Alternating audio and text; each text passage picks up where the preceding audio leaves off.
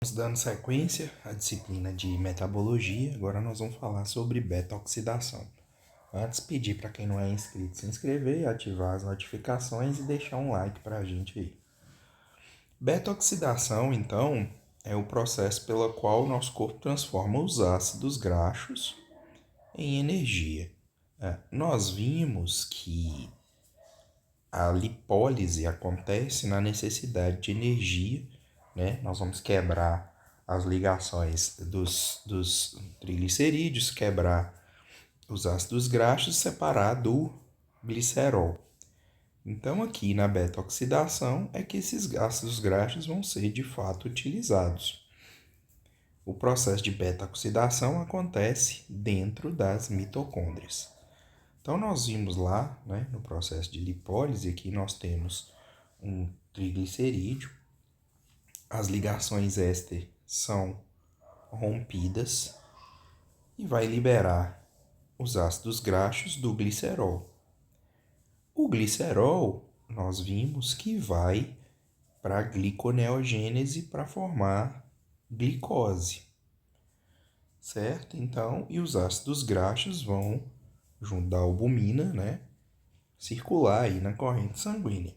Então, quando o organismo precisa, eles vão estar circulando, eles vão ser captados pelas células e precisam ser ativados. Por que eles precisam ser ativados? Eles não conseguem atravessar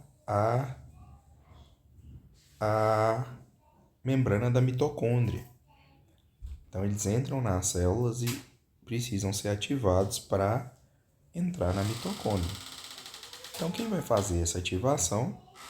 A acil-CoA sintetase. O que vai fazer? Primeiro, nós vamos utilizar um ATP e aí ele vai transformar o ácido graxo numa molécula chamada acil-CoA. Então, o que ele fez? Pegou o ácido graxo livre, juntou com uma molécula de coenzima A, usou ATP e formou o acil-CoA graxo ativo. Então, ativou, mas como eu falei, não passa na membrana da mitocôndria. Então, o que nós vamos fazer? Nós vamos juntar ele com um carreador para que possa passar por essa membrana. O que nós vamos fazer? Adicionar a ele a carnitina.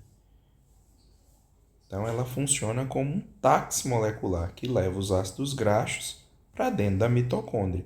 Então, nós ativamos e vamos juntar com a carnitina. A enzima carnitina aciltransferase 1 fica na membrana externa da mitocôndria. O que ela faz? Ela transfere o grupo acila do acetil-CoA, o grupo acila, para a carnitina, formando acilcarnitina. Nesse processo, a coenzima A sai e aqui se liga com a carnitina, certo? A translocase, a enzima que vai permitir a entrada. Então, a translocase transporta o acilcarnitina para a membrana interna, levando até a matriz mitocondrial. Lá dentro, a carnitina aciltransferase 2, o que ela faz? Eu não quero mexer com carnitina, ela não vai me trazer energia. O que ela vai fazer? Dentro da matriz mitocondrial, eu também tenho a coenzima A. O que ela faz? A carnitina aciltransferase 2 tira a carnitina e coloca de volta a coenzima A que estava, formando quem de novo? Acil-CoA, igual era. Então só um subterfúgio que o organismo utiliza para conseguir colocar esse acil-CoA dentro da mitocôndria, dentro da matriz mitocondrial. A carnitina, por sua vez, que ela faz? Ela volta para o espaço intermembrana para transportar mais ácidos graxos. É a função delas de estar ali. Então aqui a gente consegue ver de novo, né?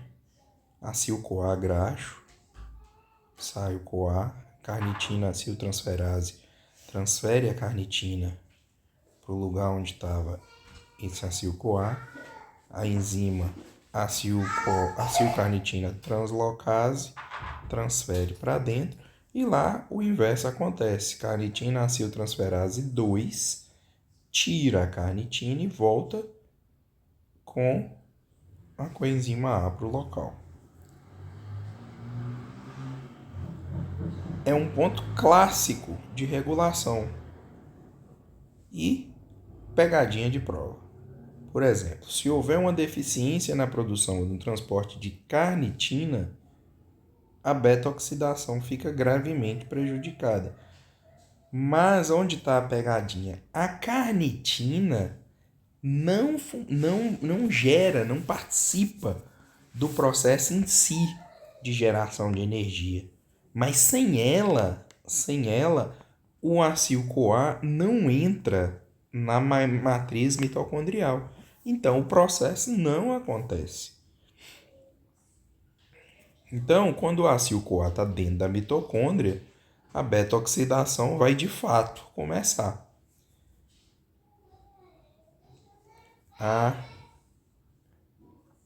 cadeia começa arrancando e tirando esses acil-CoA,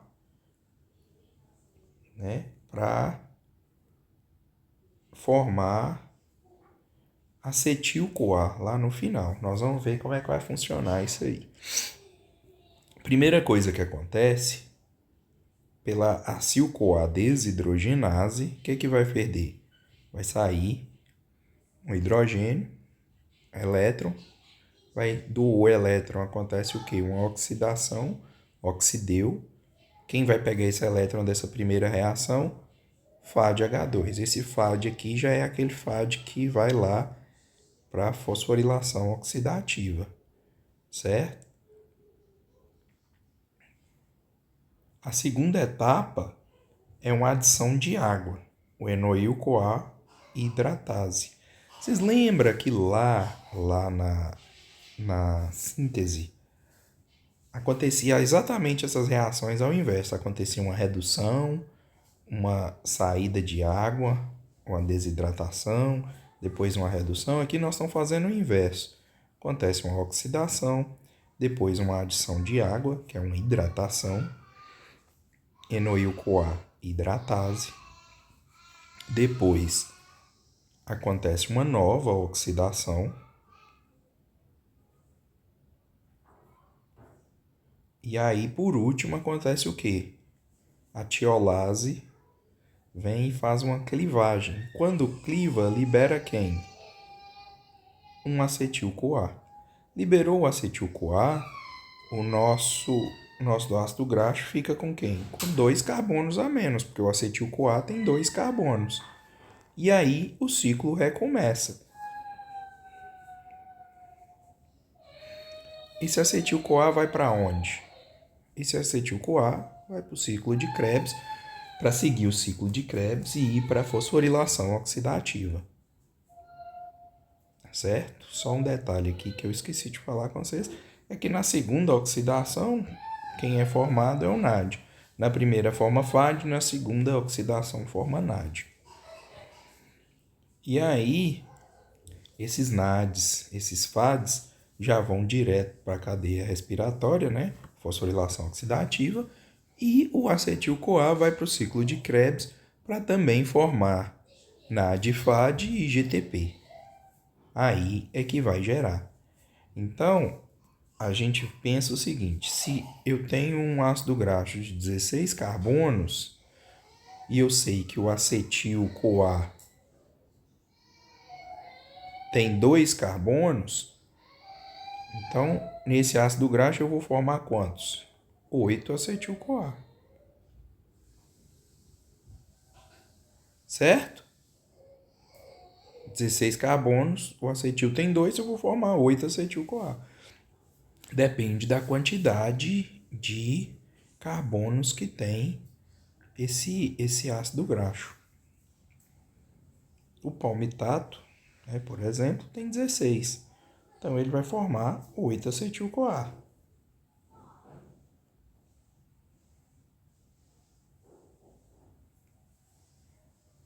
Aqui, ó, o jeito tá bem tranquilo da gente enxergar.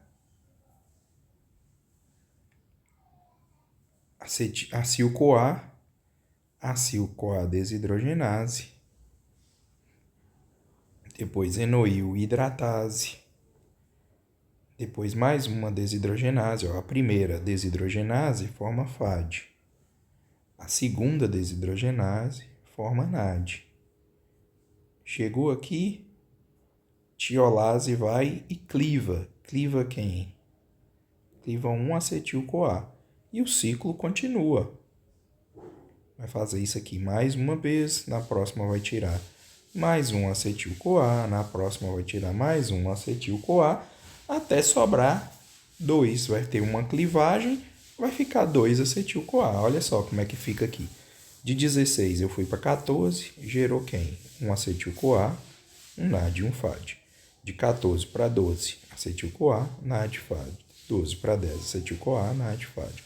De 10 para 8, de 8 para 6, de 6 para 4, de 4 para 2. De 2 é quem? Já é o próprio acetil-CoA. Então, olha só que interessante. 1, 2, 3, 4, 5, 6, 7. Acetil-CoA. 1, 2, 3, 4, 5, 6, 7, 8. Eu tinha 16 carbonos. O acetil-CoA tem 2, então eu vou formar quantos? 8. Mas NAD e FAD, eu só formo em 7 reações. Porque a última, quando eu tenho 4, quando eu quebro no meio, já fica 2 para cada. Então, acetil-CoA eu tenho 8, mas NAD e FAD eu tenho 7, porque acontecem 7 clivagens. Então, aqui, ó, eu produzo 8-acetil-CoA, 7 FADH2. Vou escrever mais bonitinho, né? 7 NADH. Certo? Então, 8-acetil-CoA, 7 FAD, 7 NAD. E aí, uma pergunta interessante, se o número for ímpar. Se o número for ímpar, lá no final não vai chegar. Então, quando eu chego no propionil-CoA, que é o quê? Met, et, prop, but. Então, se é prop, nós temos aqui 3 carbonos. Eu vou usar um ATP, coloco mais um carbono nessa brincadeira. Eu vou chegar a dimetil malonil-CoA. Depois, por uma isomeria, L-metil-malonil-CoA. E depois, também por isomeria, eu vou a quem? Succinil-CoA. Então, só fizemos a reorganização dessas cadeias aí e cheguei a quem? A succinil-CoA. Então, succinil-CoA, ele vai para onde? Krebs. Ele vai lá para Krebs e a gente não conta ele diretamente como energia, mas ele vai ser lá, precursor lá em Krebs, e vai acabar virando energia pelo processo de rotação do ciclo de Krebs. Então, ele é um precursor lá do ciclo de Krebs, quando o número de carbonos for ímpar. Beleza? Então, quando chegar a 3, o organismo gasta 1 ATP, coloca mais um carbono e transforma em succinil-CoA, em vez de acetil-CoA. Beleza? Como é que é a regulação disso aí? O principal regulador é o malonil-CoA. ela é intermediária na síntese de ácido graxo. Quando o estado alimentado, alta concentração de glicose e insulina, aumento de produção de quem? O malonil-CoA. O malonil-CoA inibe a carnitina aciltransferase. Inibe a carnitina se juntar ao acil-CoA, bloqueando a entrada de ácido graxo na mitocôndria e inibindo a beta-oxidação. Isso aqui é claro, né? Uma coisa não pode acontecer em oposto da outra. Se eu estou em síntese de lipídio, como eu vou usar esse lipídio na mesma hora? Se a síntese de lipídio, de gordura para eu estocar, a ideia é utilizar depois como fonte de energia, por que eu vou utilizar ali na hora? Então, um ciclo inibe o outro. Aí, ó, seria um contrassenso o organismo, ao mesmo tempo, fazer a síntese e a degradação de ácido graxo. Então, o malonil-CoA é um freio para a beta-oxidação. Fora isso, sempre nós estamos falando dessa questão de metabolismo energético e tudo mais, então nós vamos estar sempre falando de quem? Insulina e glucagon. Certo? A insulina faz o quê? Bloqueia a beta-oxidação.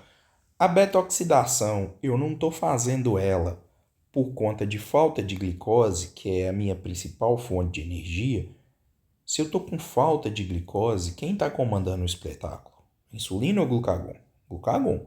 Porque se eu tenho muita glicose, quem está comandando é a insulina. E se eu tenho muita glicose, eu não preciso fazer beta-oxidação.